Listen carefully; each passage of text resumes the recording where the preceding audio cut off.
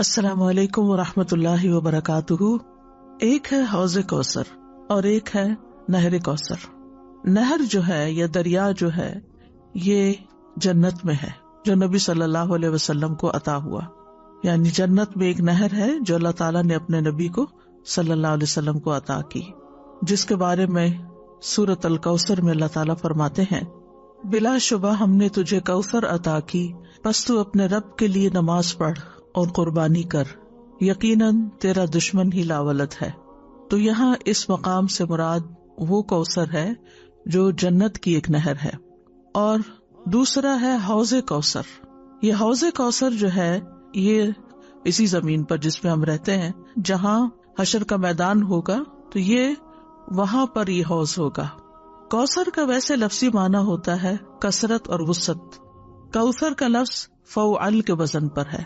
اظہری کہتے ہیں جو ایک لغوی ہیں کہ یہ کثرت سے لیا گیا ہے، کوثر کا لفظ کثرت سے ہے اور اس کا معنی ہے بہت زیادہ بھلائی۔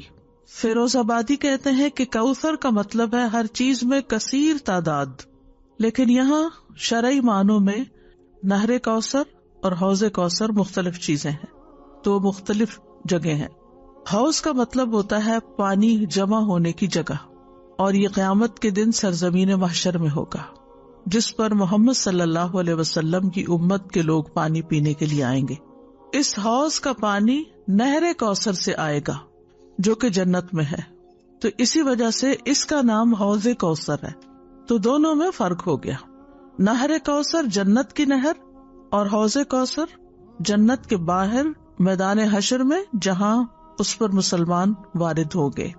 نبی صلی اللہ علیہ وسلم کو دنیا میں ہی نہر کوثر اور حوض کوثر کی خوشخبری دی گئی تھی۔ صحیح مسلم میں آتا ہے، انس رضی اللہ عنہ کہتے ہیں ایک دن رسول اللہ صلی اللہ علیہ وسلم ہمارے درمیان تشریف فرما تھے کہ آپ پر نیند سی طاری ہوئی، پھر آپ نے مسکراتے ہوئے اپنا سر مبارک اٹھایا۔ ہم نے عرض کیا یا رسول اللہ صلی اللہ علیہ وسلم آپ کس بات پر مسکرا رہے تھے؟ تو آپ نے فرمایا مجھ پر ابھی ایک سورت نازل ہوئی ہے۔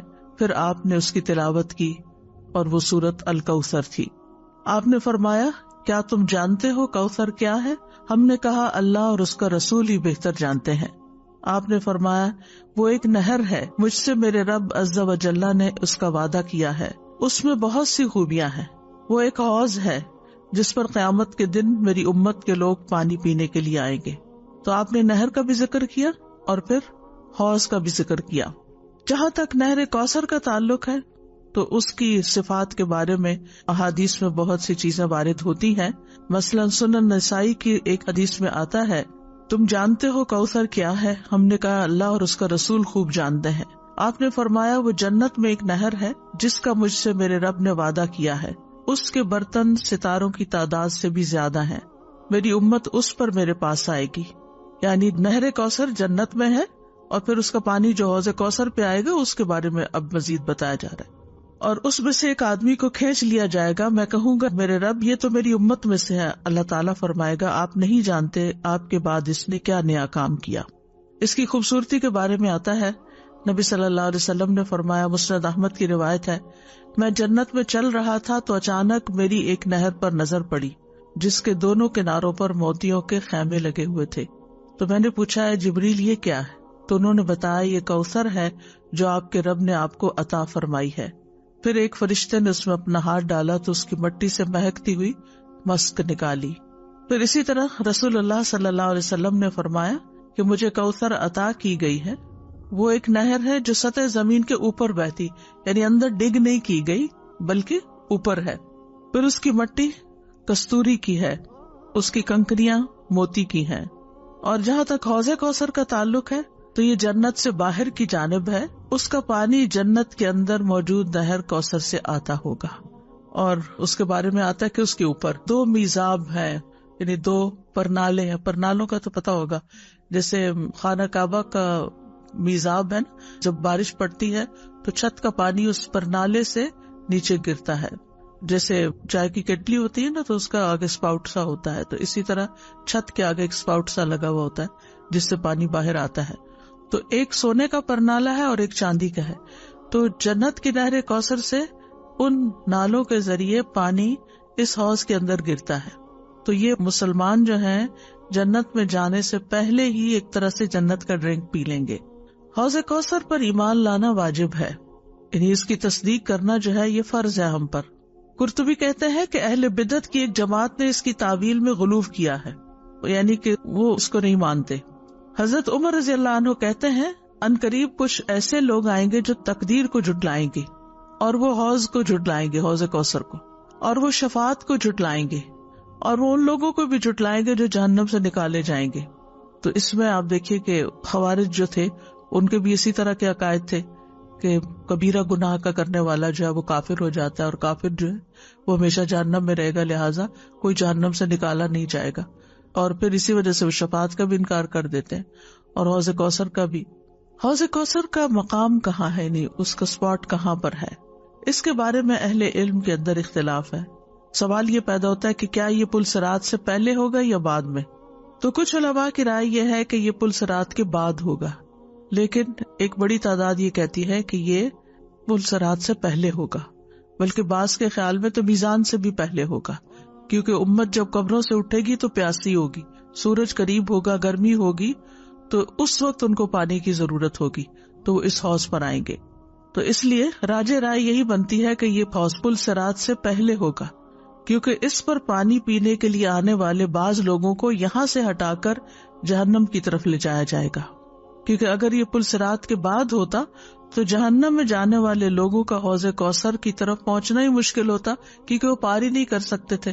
پھر اسی طرح یہ ہے کہ امت کی ملاقات نبی صلی اللہ علیہ وسلم سے اس حوض پر ہوگی. آپ نے فرمایا میں تم سے پہلے جا کر حوض پر پانی کا انتظام کرنے والا ہوں. انا فرطکم علی الحوض، یعنی امت پیچھے آتی ہوگی لیکن آپ پہلے جا کے انتظام کریں گے. نبی صلی اللہ علیہ وسلم نے انصار سے کہا میرے بعد تم دیکھو گے کہ دوسروں کو تم پر ترجیح دی جائے گی، لیکن تم صبر سے کام لینا حتیٰ کہ تم حوض پر مجھ سے آ کر ملو. انس رضی اللہ عنہ کہتے ہیں کہ میں نے نبی صلی اللہ علیہ وسلم سے قیامت کے دن اپنی شفاعت کی درخواست کی. آپ نے فرمایا میں کروں گا. میں نے عرض کیا یا رسول اللہ صلی اللہ علیہ وسلم میں آپ کو قیامت کے دن کہاں تلاش کروں گا، یعنی اتنی تعداد ہوگی لوگوں کی تو میں آپ کو کہاں ڈھونڈوں گا. آپ نے فرمایا سب سے پہلے مجھے پل صراط پر ڈھونڈنا. میں نے عرض کیا اگر میں آپ کو پل صراط پر نہ پاؤں. آپ نے فرمایا پھر مجھے میزان کے پاس تلاش کرنا. میں نے عرض کیا اگر وہاں بھی نہ ہوں تو آپ نے فرمایا پھر میں حوض کوثر پر ہوں گا، کیونکہ قیامت کے دن میں ان 3 جگہوں کے علاوہ کہیں نہیں جاؤں گا. یعنی آپ کبھی ایک جگہ پر ہوں گے، کبھی دوسرے، کبھی تیسرے، کیونکہ کچھ امت کے ابھی جو نامہ اعمال ہے وہ تولے جا رہے ہوں گے. امت کے کچھ لوگ جو ہے وہ پل صراط پار کر رہے ہوں گے، اور کچھ لوگ جو ہے وہ حوض پر پہنچے ہوئے ہوں گے. تو آپ صلی اللہ علیہ وسلم انہی تینوں جگہوں پر آتے جاتے رہیں گے. نبی صلی اللہ علیہ وسلم نے فرمایا میں امید رکھتا ہوں کہ اللہ مجھے نالے کے پانی پر وارد فرمائے گا اور میں اس میں سے پیوں گا. لوگ حوض سے پیئیں گے اور نبی صلی اللہ علیہ وسلم نالے سے پیئیں گے. نالے کا پانی حوض میں آ رہا ہوگا، وہ پر نالا جو میں نے کہا نا. نبی صلی اللہ علیہ وسلم کا ممبر بھی آپ کے حوض پر ہوگا. رسول اللہ صلی اللہ علیہ وسلم نے فرمایا میرا ممبر میرے حوض پر ہے. وہ ایک طرح سے آپ کی پہچان ہوگا کہ یہ آپ کا ممبر ہے، آپ کا حوض ہے، کیونکہ باقی انبیاء کے حوض بھی ہوں گے جو چھوٹے ہوں گے، لیکن یہ جو آپ کا ممبر ہے یہ سب سے مختلف ہوگا، اور اس پر کثیر تعداد میں لوگ حاضر ہوں گے. اس سے یہ بھی پتہ چلتا ہے، علماء یہ کہتے ہیں کہ یہ سمبولک بھی ہے کہ ممبر کو کیوں حوض پر رکھا جائے گا. وہ اس وجہ سے کہ جو لوگ نبی صلی اللہ علیہ وسلم کی باتوں کو توجہ سے سنیں گے، آپ کی احادیث کو توجہ سے سنیں گے، وہ اس قابل ہوں گے کہ وہ اس حوض سے پانی پی سکیں. اور جو آپ کی سنتوں سے اعراض برتیں گے اور بدعات میں پڑ جائیں گے، ان کو اس حوض سے پانی نصیب نہیں ہوگا، ان کو کھینچ لیا جائے گا. حافظ ابن حجر کہتے ہیں ممبری علی حوضی سے مراد نبی صلی اللہ علیہ وسلم کا ممبر ہے جس پر آپ دنیا میں خطبہ دیا کرتے تھے. یہ ممبر قیامت کے دن یہاں سے منتقل کر دیا جائے گا اور حوض کوثر پر نصب کر دیا جائے گا. حوض کوثر جو ہے یہ مربع شکل میں ہے، اسکوائر چوکور ہے. اس کی لمبائی اور چوڑائی برابر ہے اور دونوں لحاظ سے اس کی مسافت 1 مہینے کے برابر ہے، جیسا کہ عبداللہ ابن عمر نے بخاری اور مسلم میں روایت کیا ہے. نبی صلی اللہ علیہ وسلم نے فرمایا میرا حوض 1 مہینے کی مسافت کے برابر ہوگا. ایک اور روایت میں آتا ہے آپ نے فرمایا میرا حوض لمبائی چوڑائی میں 1 ماہ کی مسافت کے برابر ہے اور اس کے چاروں کنارے برابر ہے. یعنی چوکور ہوگا، کیونکہ چوکور جگہ ایسی ہوتی ہے کہ میکسیمم لوگ جہاں پر آ کر پانی پی سکتے ہیں. اگر گول ہو تو لوگوں کے کھڑے ہونے کی جگہ کم ہو جائے گی.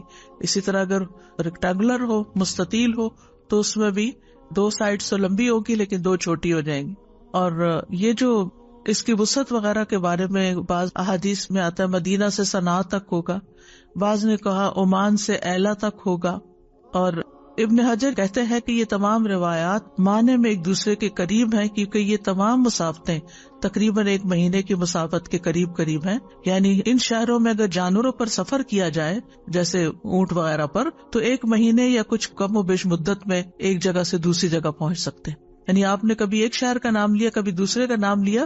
ایک اور روایت میں مدینہ سے یا مکہ سے بیت المقدس تک کا ذکر بھی آپ نے کیا، تو یہ ایک ہی طرح کی مسافت تقریباً بنتی ہے. اور پھر یہ بھی ہے کہ یہ مقدار آہستہ چلنے اور تیز چلنے کی صورت میں تھوڑی بہت مختلف ہو جائے گی. یا اگر سواری پر بوجھ لادا گیا تو سواری آہستہ چلے گی، بوجھ نہ لادا گیا تو سواری تیز چلے گی. تو اس لیے اگر الگ الگ شہروں کا نام لیا آپ نے تو اس میں کوئی کنٹراڈکشن نہیں ہے. اور علماء نے ان جگہوں کو دیکھا ہے تو تقریباً 2500 کلومیٹر فاصلہ بنتا ہے. اور اگر ایک کنارہ 2500 کلومیٹر ہے اور دوسرا 2500 اور تیسرا 2500 تو کتنے ہو گئے؟ تقریباً 10,000 اسکوائر میٹر بن جاتے ہیں. تو اتنا بڑا حوض ہے یہ، یعنی اس سے آپ اندازہ لگائیں. جنت کے 2 پرنالوں سے حوض کوثر میں پانی آئے گا. رسول اللہ صلی اللہ علیہ وسلم نے فرمایا میرے حوض میں 2 پرنالے ہیں جو جنت سے پھوٹتے ہیں، ایک چاندی کا ایک سونے کا ہے، جو اس کو جنت سے پانی پہنچاتے ہوں گے. آپ نے یہ بھی فرمایا کہ حوض کوثر پر سونے چاندی کے آب خورے ہوں گے، یعنی کپس ہوں گے. دنیا میں تو سونے چاندی کے برتن میں پانی پینا منع ہے، لیکن وہاں پر امت کو آنر بخشا جائے گا اور سونے چاندی کے کپس میں پانی پلایا جائے گا. پھر آسمان کے ستاروں کی تعداد سے بھی زیادہ تعداد میں جنت کے برتن ہیں. اور فرمایا ستارے بھی ایسی اندھیری رات کے جس میں بالکل بادل نہ ہو. پھر وہ برتن جنت کے برتنوں میں سے ہیں جو وہاں پر لائے جائیں گے. حوض کی خوبصورتی کے بارے میں سن کر صحابہ نے تکبیر پڑھی. عتبہ بن عبد السلمی رضی اللہ عنہ سے روایت ہے، وہ کہتے ہیں ایک دیہاتی رسول اللہ صلی اللہ علیہ وسلم کے سامنے کھڑا ہوا، کہنے لگا آپ کا وہ حوض جس کے متعلق آپ بیان کرتے ہیں وہ کیا ہے؟ آپ نے فرمایا اس کی لمبائی اتنی ہے جتنی صنعاء اور بصرہ کے درمیان کا فاصلہ. پھر اللہ تعالیٰ اس میں ایک نالے کے ساتھ میری مدد کرے گا، کسی انسان کو پتہ نہ چلے گا کہ اس کے دونوں کنارے کس چیز کے ساتھ بنائے گئے، اتنے نرالے اور انوکھے ہوں گے. عمر رضی اللہ عنہ یہ سن کر اللہ اکبر کہتے ہیں. پھر حوض کوثر کے پانی کی خوبیاں کیا ہیں؟ دودھ سے زیادہ سفید ہوگا. آپ صلی اللہ علیہ وسلم سے حوض کوثر کے پانی کے بارے میں پوچھا گیا تو آپ نے فرمایا حوض کا پانی دودھ سے زیادہ سفید ہے، ٹھنڈا، میٹھا اور خوشبودار ہے. رسول اللہ صلی اللہ علیہ وسلم نے فرمایا، مسند احمد کی روایت ہے، میرے حوض کا درمیانی فاصلہ عدن اور عمان کے بقدر ہے. حوض کا پانی برف سے زیادہ ٹھنڈا، شہد سے زیادہ میٹھا اور مسک سے زیادہ خوشبودار ہے. جو ایک گھونٹ بھی پی لے گا وہ کبھی پیاسا نہ ہوگا. اور ایک اور روایت میں آتا ہے اس کے چہرے کا رنگ کبھی سیاہ نہ ہوگا. یعنی جو پی لے گا ایک دفعہ یہ پانی اس کا چہرہ چمک اٹھے گا. حوض پر وارد ہونے والوں کی جو تعداد ہے وہ بہت کثیر ہوگی، یعنی بہت زیادہ تعداد میں لوگ اس میں حاضر ہوں گے. زید بن ارقم سے روایت ہے، وہ کہتے ہیں کہ ہم لوگ رسول اللہ صلی اللہ علیہ وسلم کے ساتھ ایک سفر میں تھے، بس ہم نے ایک جگہ پر پڑاؤ ڈالا تو آپ نے فرمایا تم ان لوگوں کا 1,00,000واں حصہ بھی نہیں جو حوض کوثر پر میرے پاس آئیں گے. تو اس میں اس طرف اشارہ تھا کہ آپ کے بعد آپ کی امت کی تعداد بہت بڑھ جائے گی، قیامت تک آپ کی امت جو ہے اس میں سے جو نیک لوگ ہوں گے وہاں پر پانی پئیں گے.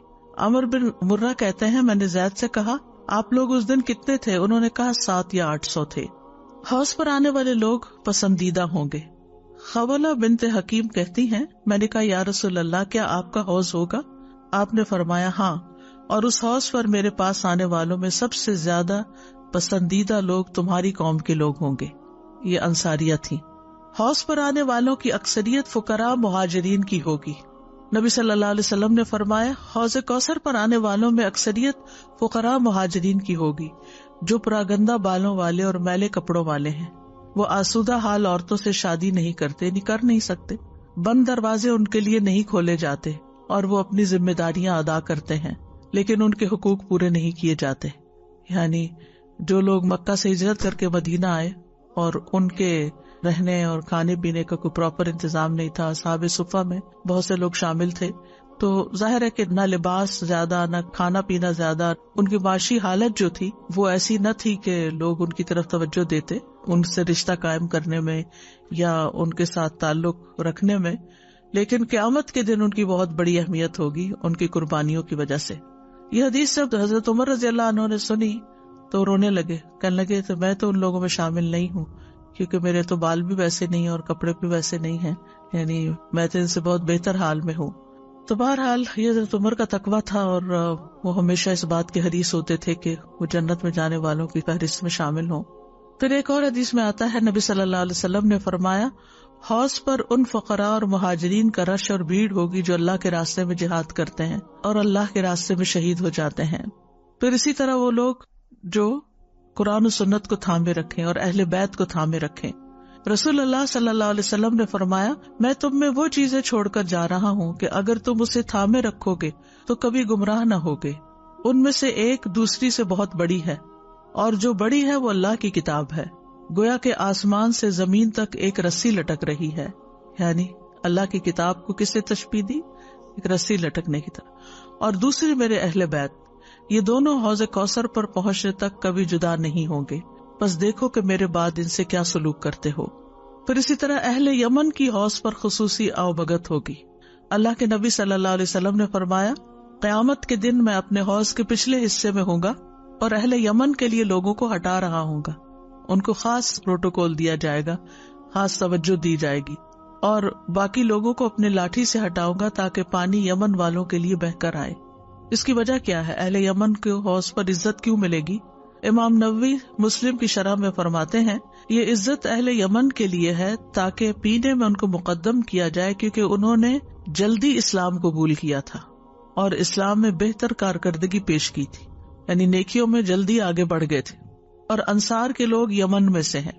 نبی صلی اللہ علیہ وسلم دوسروں کو ہٹائیں گے تاکہ یہ پانی پی سکیں، جیسا کہ یہ لوگ دنیا میں آپ کا دشمنوں سے دفاع کرتے تھے اور مصائب سے آپ کو بچاتے تھے، تو اسی کا ایک طرح سے بدلہ ہوگا کہ نبی صلی اللہ علیہ وسلم ان کو بھی اسی طرح عزت دیں گے اور رش اور بھیڑ سے ان کو بچا کر ان کے لیے پانی کا انتظام کریں گے۔ اب ہیں حوض کوثر سے محروم رہنے والے لوگ۔ عبداللہ بن بریدہ اسلمی کہتے ہیں کہ عبید اللہ بن زیاد کو حوض کوثر کے ثبوت میں شک تھا۔ یہ اموی حکمران تھا، ایک گورنر تھا۔ اس نے ابو برزہ اسلمی کو بلا بھیجا، رضی اللہ عنہ، صحابی ہیں۔ وہ آئے تو عبید اللہ کے ہم نشینوں نے ان سے کہا کہ امیر نے آپ کو اس لیے بلایا ہے کہ آپ سے حوض کوثر کے متعلق دریافت کرے، کیا آپ نے اس حوالے سے رسول اللہ صلی اللہ علیہ وسلم سے کچھ سنا ہے؟ انہوں نے فرمایا، ہاں، میں نے رسول اللہ صلی اللہ علیہ وسلم کو اس کا تذکرہ کرتے ہوئے سنا ہے۔ اب جو اس کی تکذیب کرتا ہے اللہ عز و جل اسے اس حوض سے سیراب نہ کرے، یعنی جو اس کو جھٹلائے وہ اس سے سیراب نہیں ہوگا۔ ابن حجر نے 50 سے زیادہ صحابہ سے حوض کوثر کے بارے میں احادیث نریٹ کی ہیں، تو یہ تواتر کے درجے تک پہنچی ہوئی احادیث ہے۔ تواتر کا تو معلوم ہے نا آپ کو کہ اتنی کثیر تعداد راویوں کی ہو کہ جن کا جھوٹ پر اکٹھے ہونا ممکن ہی نہ ہو، تو اس لیے اس میں شک نہیں کرنا چاہیے۔ شک کس بنا پہ لوگوں نے کیا کہ قرآن مجید میں اس کا ذکر نہیں ہے، قرآن مجید میں نہر کوثر کا ذکر ہے، اس کا ذکر نہیں ہے، حالانکہ کثیر تعداد میں احادیث موجود ہیں، تو اس پر ایمان رکھنا چاہیے۔ تو جو لوگ اس سے محروم رکھے جائیں گے ان میں سے کچھ وہ ہوں گے جو آپ کے بعد دین سے پھر جانے والے ہیں۔ نبی صلی اللہ علیہ وسلم نے فرمایا، میں حوض کوثر پر کھڑا ہوں گا کہ ایک جماعت میرے سامنے آئے گی، اور جب میں انہیں پہچان لوں گا تو ایک شخص فرشتہ میرے اور ان کے درمیان نکلے گا اور ان سے کہے گا کہ ادھر آؤ۔ میں کہوں گا کہ کدھر؟ وہ کہے گا کہ اللہ کی قسم جہنم کی طرف۔ میں کہوں گا کہ ان کے کیا حالات ہیں؟ وہ کہے گا کہ یہ لوگ آپ کے بعد زبردستی الٹے پاؤں واپس لوٹ گئے تھے۔ پھر ایک اور گروہ میرے سامنے آئے گا، جب میں انہیں بھی پہچان لوں گا تو ایک شخص یعنی فرشتہ میرے اور ان کے درمیان سے نکلے گا اور ان سے کہے گا ادھر آؤ۔ میں پوچھوں گا کہاں؟ تو کہے گا اللہ کی قسم جہنم کی طرف۔ میں کہوں گا کہ ان کے حالات کیا ہیں؟ فرشتہ کہے گا یہ لوگ آپ کے بعد زبردستی الٹے پاؤں واپس لوٹ گئے تھے۔ تو میں نہیں خیال کرتا کہ ان میں سے کچھ بچ نکلیں گے، مگر اتنے کہ جتنے ریوڑ سے بھٹکے ہوئے اونٹ ہوتے ہیں، یعنی باقیوں کو وہ لے جائیں گے۔ قرطبی کہتے ہیں کہ تمام علماء کہتے ہیں بس ہر وہ شخص جو اللہ کے دین سے مرتد ہو گیا، پھر گیا، یا اس نے ایسا مسئلہ گھڑ لیا جس پر اللہ راضی نہیں، یعنی اپنے پاس سے دین میں کوئی نیا کانسیپٹ نکال لیا اور اللہ نے اس کی اجازت نہیں دی، تو یہ ان لوگوں میں شامل ہوگا جنہیں حوض کوثر سے دھتکار دیا جائے گا اور انہیں اس سے دور کر دیا جائے گا۔ اور سب سے زیادہ حقارت اور نفرت سے ان لوگوں کو دھتکارا جائے گا جو مسلمانوں کی جماعت کی مخالفت کرتے ہیں اور ان کے راستے سے الگ ہو جاتے ہیں، جیسا کہ خارجیوں کے تمام فرقے اور اسی طرح باقی فرقے جو امت میں بنے جو اصل سے ہٹ گئے، یعنی جنہوں نے اپنی خواہشات کو مقدم رکھا۔ اسی طرح ظالم لوگ جو ظلم و ستم کرنے میں اور حق کو مٹانے میں اور اہل حق کو قتل کرنے میں اور ان کو ذلیل کرنے میں حد سے بڑھ جائیں، اور وہ لوگ جو علل اعلان کبیرہ گناہوں کا ارتکاب کریں وہ بھی حوض سے ہٹائے جائیں گے اور گناہوں کو ہلکا جانے۔ اسی طرح کجرو خواہشات اور بدعات والے لوگوں کی جماعت کو بھی حوض کوثر سے دھتکار دیا جائے گا۔ اب کچھ لوگ تو وہاں سے ہٹا کر جہنم کی طرف لے جائے جائیں گے، جیسے اوپر آیا کہ جو مرتد ہو گئے۔ کچھ لوگ ایسے ہیں کہ جو کبیرہ گناہوں کی وجہ سے آپ کے ہاتھ سے پانی پینے سے محروم رہیں گے اور پھر جہنم میں جانے کے بعد آپ کی شفاعت سے نکل آئیں گے۔ تو اس لیے بہت ڈرنے کی ضرورت ہے کہ انسان جو بھی کوئی گناہ ہے زندگی میں اس سے توبہ کرے اور اس سے نکل آئے، کہ کہیں کوئی چیز اس سعادت سے محروم نہ کر دے، کیونکہ وہ دن ایسا سخت دن ہوگا، ہر کوئی پیاسا ہوگا، ہر کوئی گرمی کا مارا ہوگا، ہر ایک کو شوق ہوگا۔ ہم نے نبی صلی اللہ علیہ وسلم کو دیکھا نہیں تو ہمارے اندر کتنی بےتابی ہوگی کہ ہم ان کو دیکھ پائیں، اور ان کو دیکھنے کے لیے ان کو ڈھونڈیں گے، اور ان کو جب دیکھیں گے تو ان کے قریب جائیں تو اللہ نہ کرے کہ کوئی پیچھے ہٹا دیا جائے، تو یہ کتنی شرمندگی اور رسوائی کی بات ہوگی۔ تو یہ وہ لوگ ہوں گے جو علل اعلان کبیرہ گناہ کریں اور گناہوں کو ہلکا جانیں۔ اسی طرح کچھ لوگ حوض پر آتے ہوئے رستہ گم کر بیٹھیں گے، یہ وہ لوگ ہوں گے جو سنت پر نہ چلتے ہوں گے۔ وَيَوْمَ يَعَضُّ الظَّالِمُ عَلَى يَدَيْهِ يَقُولُ يَا لَيْتَنِي اتَّخَذْتُ مَعَ الرَّسُولِ سَبِيلًا، اس دن ظالم اپنے ہاتھوں کو کاٹے گا اور کہے گا کاش میں نے رسول کے ساتھ اپنا راستہ بنا لیا ہوتا۔ ام سلمہ سے مروی ہے رضی اللہ تعالی عنہا کہ انہوں نے نبی صلی اللہ علیہ وسلم کو منبر پر یہ فرماتے ہوئے سنا، اے لوگو، یعنی آپ خطبے کے لیے کھڑے ہوئے اے لوگو فرمایا۔ اس وقت وہ کنگھی کر رہی تھی، انہوں نے اپنی کنگھی کرنے والی سے کہا میرے سر کے بال لپیٹ دو، تو اس بچی نے کہا میں آپ پر قربان ہوں۔ نبی صلی اللہ علیہ وسلم نے تو یا ایھا الناس کہا ہے، یعنی خواتین کو نہیں مخاطب کیا۔ ام سلمہ نے فرمایا افسوس تم پر، کیا ہم لوگوں میں شامل نہیں؟ اس نے ان کے بال سمیٹے اور وہ اپنے حجرے میں جا کر کھڑی ہو گئی۔ انہوں نے نبی صلی اللہ علیہ وسلم کو یہ فرماتے ہوئے سنا، اے لوگو، جس وقت میں حوض پر تمہارا منتظر ہوں گا اور تمہیں گروہ در گروہ لایا جائے گا تو راستے تمہیں متفرق کر دیں گے، یعنی تم ادھر ادھر ہو جاؤ گے، تو میں تمہیں آواز دے کر کہوں گا کہ راستے کی طرف آ جاؤ، تو میرے پیچھے سے ایک منادی پکار کر کہے گا انہوں نے آپ کے بعد دین کو تبدیل کر دیا تھا۔ اس پر میں کہوں گا یہ لوگ دور ہو جائیں، یہ لوگ دور ہو جائیں، یعنی جو آپ کی سنت پر، آپ کے طریقے پر چلتے رہے وہ تو آپ کے پیچھے ہوں گے، وہ آپ کے پاس حوض پر بھی جائیں گے، لیکن جو اس سے ڈیویٹ ہو گئے تو پھر ان کو الگ کر دیا جائے گا اور آپ بھی ان کو وہاں نہیں آنے دیں گے۔ کچھ لوگ اپنے نسب کی پہچان بھی کروائیں گے، اپنا تعارف بھی کروائیں گے، لیکن بدعات کی وجہ سے محروم رہیں گے۔ نبی صلی اللہ علیہ وسلم نے فرمایا، اے لوگوں، میں حوض کوثر پر تم سے پہلے موجود ہوں گا۔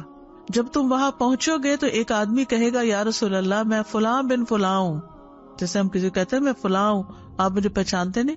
دوسرا کہے گا، میں فلاں بن فلاں ہوں۔ میں انہیں جواب دوں گا کہ تمہارا نسب تو مجھے معلوم ہو گیا ہے، لیکن تم نے میرے بعد دین میں بدعت ایجاد کر لی تھی اور تم زبردستی الٹے پاؤں پھر گئے تھے، تو اس لیے آج میں تمہارے لیے کچھ نہیں کر سکتا۔ نبی صلی اللہ علیہ وسلم کا کچھ لوگوں کے بارے میں جھگڑا کرنا مگر مغلوب ہو جانا۔ رسول اللہ صلی اللہ علیہ وسلم نے فرمایا، میں حوض کوثر پر تمہارا پیش خیمہ ہوں گا اور کچھ لوگوں کی خاطر مجھے جھگڑنا پڑے گا، پھر میں ان پر مغلوب کر دیا جاؤں گا، پھر میں عرض کروں گا یہ تو میرے ساتھی ہیں، یہ تو میرے ساتھی ہیں، تو جواب میں مجھ سے فرمایا جائے گا، آپ نہیں جانتے کہ انہوں نے آپ کے بعد کیا کیا ایجادات کر ڈالی تھی۔ بعض لوگوں نے ایسی احادیث کو سامنے رکھ کر صحابہ کی نقیص کی ہے کہ نعوذ باللہ صحابہ میں سے کچھ لوگوں نے بدعت ایجاد کر لی، تو یہ وہ صحابہ نہیں ہے جو آپ کے ساتھ رہے اور جنہوں نے آپ کے ساتھ قربانیاں کی۔ اس سے مراد وہ لوگ ہیں جو دین سے پھر گئے تھے، جو مسلمان ہوئے لیکن اس کے بعد حضرت ابو بکر نے جسے مرتدین کے خلاف جنگ بھی کی تھی تو ان کی طرف اشارہ ہے۔ پھر اسی طرح اس سے مراد منافقین بھی ہو سکتے ہیں نا، کہ جو بظاہر تو آپ کے ساتھ ہوتے تھے، آپ کے قریب ہوتے تھے، نمازیں بھی پڑھتے تھے اور بھی کام کرتے تھے، مگر اندر سے ان کے دلوں میں خرابی تھی. نبی صلی اللہ علیہ وسلم نے فرمایا کہ حوض پر کچھ ایسے آدمی آئیں گے جو دنیا میں میرے ساتھ رہے، یہاں تک کہ جب میں ان کو دیکھوں گا اور ان کو میرے سامنے کیا جائے گا تو وہ مجھ سے دور کھینچ لیے جائیں گے. اور یہ کون ہوں گے؟ منافق لوگ ہوں گے. پھر اسی طرح جھوٹ کا ساتھ دینے والے اور ظلم پر تعاون کرنے والوں کی محرومی ہوگی. کعب بن عجرہ رضی اللہ عنہ کہتے ہیں کہ رسول اللہ صلی اللہ علیہ وسلم ہمارے پاس تشریف لائے. ہم 9 آدمی تھے اور ہمارے درمیان چمڑے کا ایک تکیہ پڑا ہوا تھا. آپ نے فرمایا میرے بعد کچھ ایسے امراء بھی آئیں گے جو جھوٹ سے کام لیں گے اور ظلم کریں گے. سو جو آدمی ان کے پاس جا کر ان کے جھوٹ کو سچ قرار دے گا اور ظلم پر ان کی مدد کرے گا، اس کا مجھ سے اور میرا اس سے کوئی تعلق نہیں، اور وہ میرے پاس حوض کوثر پر بھی نہیں آ سکے گا. یعنی اگر کوئی ظلم کر رہا ہو تو اس کا ساتھ نہیں دینا چاہیے، خاص طور پر جو حکمران ہوتے ہیں. اور جو شخص ان کے جھوٹ کی تصدیق نہ کرے اور ظلم پر ان کی مدد نہ کرے تو وہ مجھ سے ہے اور میں اس سے ہوں، اور وہ میرے پاس حوض کوثر پر بھی آ سکے گا. پھر اسی طرح کچھ لوگ برتن اور مشکیزیں بھی لے کر آئیں گے وہاں، لیکن محروم رہیں گے. مسند احمد کی روایت ہے جابر رضی اللہ عنہ سے کہ انہوں نے نبی صلی اللہ علیہ وسلم کو یہ فرماتے ہوئے سنا کہ میں تم سے پہلے وہاں موجود ہوگا، اگر تم مجھے نہ دیکھ سکو تو میں حوض کوثر پر ہوں گا، جو کہ ایلا سے مکہ تک کے درمیانی مسافت کا حوض ہوگا. اور ان قریب کئی مرد عورت مشکیزیں اور برتن لے کر آئیں گے، لیکن اس میں سے کچھ بھی نہ پی سکیں گے کیونکہ انہوں نے آپ کی اطاعت میں زندگی نہیں گزاری ہوگی. تو یہاں حوض کا باب ختم ہوتا ہے. السلام علیکم ورحمۃ اللہ. جس طرح کوشچن کہ لوگوں کو رسول خود پلائیں گے، یعنی پیالوں میں پلائیں گے یا ان کے ہاتھ سے؟ ہر ایک کو اپنے ہاتھ سے نہیں دیں گے، پیالے وہاں رکھے ہوئے ہوں گے، لوگ خود پیئیں گے وہاں سے، ٹھیک ہے. لیکن کچھ لوگ ایسے ہوں گے کہ جن کو خاص لوگ ہوں گے، وی آئی پی. جی بس ایک یہ جو ابھی آپ نے فرمایا کہ مشکیزیں اور برتن لے کے آئیں گے، اس کو تھوڑا اور بس اتنا ہی پتہ چلتا ہے، اس کی کوئی ڈیٹیل نہیں پتہ چلتی. کہنے کا مطلب یہ ہے کہ چاہے کوئی کتنی بھی تیاری کے ساتھ آیا ہو، لیکن جب تک عمل نہیں ہے تو وہاں سے فائدہ نہیں ہوگا. استاذہ جی مجھے یہ ہوتا ہے کہ لوگ اس طرح کی حدیثیں جھٹلاتے ہیں اور ان کو کیا فائدہ ہوتا ہے؟ پھر وہ جو ہے نا دعا بھی نہیں کرتے ہوں گے. اب جیسے ہم سن رہے ہیں ہمارا کتنا دل چاہ رہا ہے نا، ہمارے دل سے دعا نہیں کر رہے ہیں. اللہ تعالیٰ آپ نے دعا کی بات کی، ابو برزہ الاسلمی نے یہ جو عبید اللہ بن زیاد کی بات تھی نا، تو اس کے اوپر اس نے کہا کہ جو جھٹلائے تو اس کو نصیب نہ ہو، لیکن کہا کہ مدینہ میں کتنی ہی خواتین ایسی ہیں جو پیچھے میں نے چھوڑی ہیں، جن کے بارے میں میں جانتا ہوں کہ انہوں نے کبھی کسی نماز کو چھوڑا ہی نہیں کہ اس میں حوض کوثر سے پانی پینے کی دعا نہ کی ہو. ہم نے زندگی میں کتنی دعائیں کی اس کے لیے کہ اللہ تعالیٰ ہمیں اس حوض سے پانی نصیب کرنا. تو ہمیں بھی یہ دعا اپنی نمازوں میں شامل کر لینی چاہیے. امتحان المؤمنین، ایمان اور نفاق کا امتحان. جب اللہ تعالیٰ پہلے آنے والے اور بعد میں آنے والے لوگوں کو حشر میں جمع کرے گا اور لوگ حشر میں جمع کیے جائیں گے اور کافروں کو آگ کی طرف لے جایا جائے گا، تو اسلام کے ساتھ نسبت رکھنے والے باقی رہ جائیں گے. ٹھیک، یعنی سارے لوگ اکٹھے ہو گئے، پھر اس کے بعد کافروں کو جہنم میں پھینک دیا گیا، اب صرف مسلمان باقی رہے. وہ اللہ تعالیٰ کا انتظار کر رہے ہوں گے. بس اللہ تعالیٰ اپنی صورت کے علاوہ دوسری صورت میں آئے گا، جیسا کہ صحیح بخاری میں ہے کہ اللہ تعالیٰ ان کا امتحان کرے گا. مومن اپنے رب کو پہچانتے ہوں گے، پس جب اللہ تعالیٰ اپنی صورت میں آئے گا تو مسلمان سجدے میں گر جائیں گے، جو دنیا میں اللہ کی رضا کے لیے سجدہ کرتے تھے، کیونکہ وہ اپنے رب کو پہچان لیں گے. اور جہاں تک منافقوں کا تعلق ہے، جو دنیا میں ریاکاری کے لیے سجدے کرتے تھے، تو اللہ تعالیٰ ان میں سے ہر آدمی کی پشت کو ایک ہی تختے کی مانند بنا دے گا. اکڑ جائے گی کمر، جھک نہ سکیں گے، وہ سجدے کی استطاعت نہیں رکھیں گے. یہ امتحان اس لیے ہوگا کہ ایمان والوں میں جو منافقین موجود ہیں وہ ظاہر ہو جائیں. سمجھ آئی؟ امتحان المومنین حشر کے میدان کا ایک سپاٹ ہے جہاں پر یہ ہوگا. پھر اللہ تعالیٰ ان کو بلائے گا، وہ اس کے حکم کی پیروی کریں گے، تو اللہ تعالیٰ ان کو جہنم کے کنارے پر لے جائے گا اور نبی صلی اللہ علیہ وسلم سفارش کریں گے. پھر جہنم کی پشت پر پل صراط کو گاڑنے کا حکم دیا جائے گا.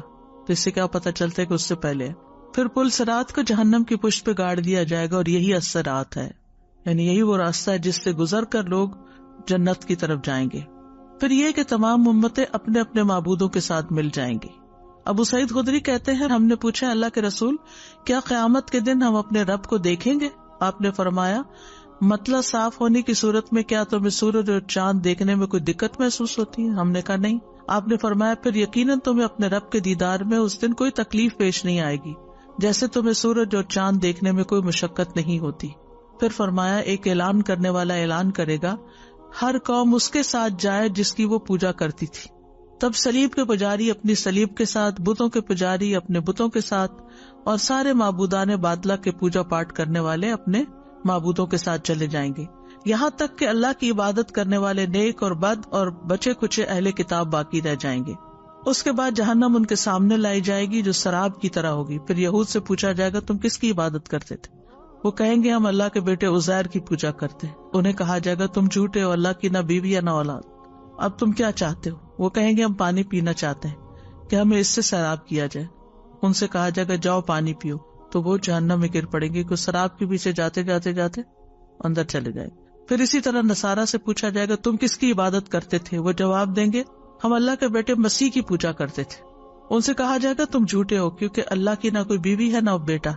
اب تم کیا چاہتے ہو؟ وہ جواب دیں گے ہم پانی سے سیراب ہونا چاہتے ہیں. ان سے کہا جائے گا جاؤ پیو، اور وہ بھی جہنم میں گر پڑیں گے. ایک اور روایت میں ہے پس ہر گروہ اس کی طرف جائے گا جس کی وہ دنیا میں عبادت کرتا تھا اور دنیا میں جس سے محبت کرتا تھا.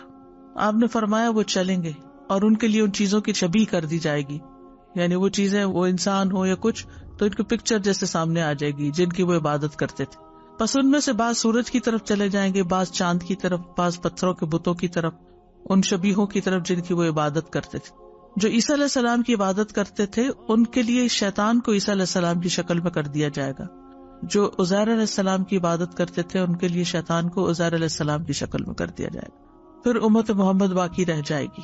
ابو سعید خدری کہتے ہیں رسول اللہ صلی اللہ علیہ وسلم نے فرمایا یہاں تک کہ اللہ کی عبادت کرنے والے نیک اور بد باقی رہ جائیں گے.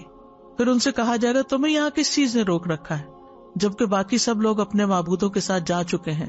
وہ کہیں گے ہم دنیا میں ان سے ایسے وقت جدا ہو گئے تھے کہ ہمیں ان کی زیادہ ضرورت ہے، یعنی ہم دنیا میں ان کے ساتھ ہی نہ تھے تو آخرت میں بھی ان کے ساتھ نہیں رہنا چاہتے تھے. بلا شبہ ہم نے ایک اعلان کرنے والے کو اعلان کرتے ہوئے سنا ہر شخص اس کے ساتھ چلا جائے جس کی وہ عبادت کرتا تھا. ہم اپنے رب کی عبادت کرتے تھے، ہم اپنے رب کے منتظر ہیں. پھر اللہ الجبار ان کے سامنے اس صورت کے علاوہ دوسری صورت میں آئے گا جس میں انہوں نے اسے پہلی مرتبہ دیکھا ہوگا. وہ کہے گا میں تمہارا رب ہوں. وہ کہیں گے واقعی تو ہمارا رب ہے. اس دن انبیاء علیہ السلام کے علاوہ کوئی اللہ سے گفتگو نہ کرے گا. اللہ فرمائے گا کیا تمہیں اپنے رب کی کوئی نشانی معلوم ہے جس کے ذریعے تم اسے پہچان سکو؟ وہ کہیں گے اس کی پنڈلی کے ذریعے. پھر اللہ اپنی پنڈلی کھول دے گا تو ہر مومن اس کے حضور سجدہ ریز ہو جائے گا. صرف وہ لوگ باقی رہ جائیں گے جو محض ریاکاری اور شہرت کے لیے سجدے کرتے تھے.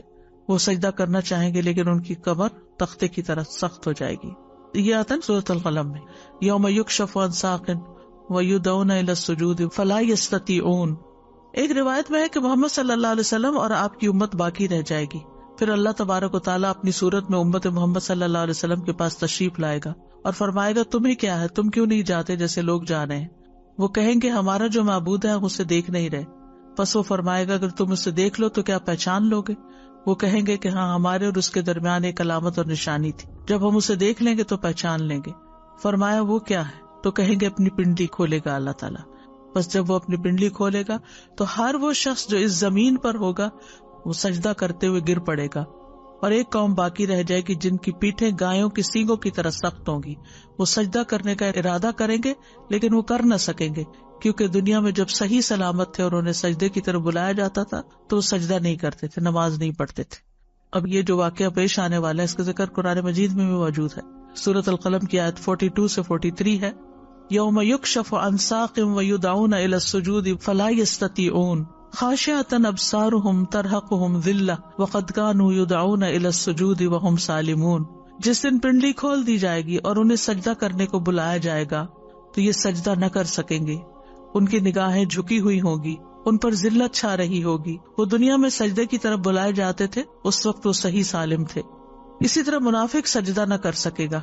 رسول اللہ صلی اللہ علیہ وسلم نے فرمایا ہر منافق باقی رہ جائے گا پس وہ سجدہ کرنے کی طاقت نہ رکھے گا. سجدے کے بعد ہر ایک کو نور ملے گا اور پل صراط نصب کیا جائے گا. آتا ہے نا قرآن مجید میں کہ یعنی لوگوں کو نور دیا جائے گا، کسی کا نور پہاڑوں کی طرح ہوگا، کسی کا کم زیادہ. عبداللہ بن مسعود کہتے ہیں نبی صلی اللہ علیہ وسلم نے فرمایا کہ پھر اللہ تعالیٰ فرمائے گا تم اپنے سروں کو اٹھاؤ، سجدے سے اٹھ جاؤ، پس وہ سروں کو اٹھا لیں گے اور وہ انہیں ان کے اعمال کے مطابق نور عطا کرے گا. یہ مقام ہوگا نور ملنے کا. ان میں سے بعض وہ ہوں گے جنہیں بڑے پہاڑ کی طرح نور دیا جائے گا جو ان کے درمیان دوڑے گا. ان میں سے بعض کو اس کا نور اس سے چھوٹا دیا جائے گا یعنی پہاڑ سے، اور ان میں سے بعض کو کھجور کے درخت کی طرح اس کے ہاتھ میں دیا جائے گا جیسے وہ نہیں پکڑی ہوئی ہوتی مشل جو ہوتی، اور ان میں سے بعض کو اس سے چھوٹا دیا جائے گا، یہاں تک کہ ان کا آخری شخص وہ ہوگا جسے نور اس کے پاؤں کے انگوٹھے کے برابر دیا جائے گا. کبھی وہ جلے گا اور کبھی بجھے گا، بس جب وہ اپنے قدم کو روشن کرے گا تو بڑھ جائے گا، جب بجھے گا تو کھڑا ہو جائے گا. اور رب تعالیٰ ان کے سامنے ہوگا یہاں تک کہ وہ ان کے ساتھ جہنم کی طرف گزرے گا تو اس کا اثر تلوار کی تیزی کی طرح باقی رہے گا، بس وہ فرمائے گا گزر جاؤ. بعض لوگوں کو سورج کے نور کی مانند نور ملے گا. مسند احمد کی روایت میں ہے، عبداللہ ابن عمرو رضی اللہ عنہ سے مروی ہے، وہ کہتے ہیں ایک دن میں رسول اللہ صلی اللہ علیہ وسلم کے پاس تھا، اس وقت سورج طلوع ہو رہا تھا، تو آپ نے فرمایا قیامت کے دن میری امت کے کچھ لوگ اس طرح آئیں گے کہ ان کا نور سورج کی روشنی کی طرح ہوگا. تو ابو بکر رضی اللہ عنہ نے پوچھا یا رسول اللہ کیا وہ ہم لوگ ہوں گے؟ آپ نے فرمایا نہیں، تمہارے لیے خیر کثیر ہے، لیکن یہ وہ فقراء اور مہاجرین ہوں گے جنہیں زمین کے کونے کونے سے جمع کر لیا جائے گا. اب پہاڑ جتنا نور تو اپنی جگہ ہے، لیکن سورج کی روشنی تو پھر سورج کی روشنی ہے نا. پھر پل صراط کو جہنم کی پشت پر رکھا جائے گا. ابو سعید خدری کہتے ہیں آپ نے فرمایا اللہ اپنی پنڈلی سے پردہ ہٹا دے گا، مومن سجدے میں گر جائیں گے، صرف وہی باقی رہیں گے جو ریاکاری اور شہرت کے طور پہ سجدہ کرتا تھا، وہ اپنی گدی کے بل گر پڑے گا اور پھر پل صراط کو جہنم کی پشت پر رکھ دیا جائے گا. تو انشاءاللہ تعالیٰ کل ہم پھر پل صراط کے بارے میں پڑھیں گے. میں سوچتی ہوں کہ یہ ایسے حقائق ہیں جو پیش آ کے رہنے والے ہیں اور مسلمانوں کی اکثریت ان کے بارے میں لا علم ہے، کو پتہ ہی نہیں کہ یہ سب کچھ ہونے والا ہے. اور ساتھ یہ نور کی بات تو قرآن شریف میں اور ہمیں دعا بھی سکھائی گئی ہے. ربنا اتمم لنا نورنا واغفر لنا انک علی کل شیء قدیر. تو ہم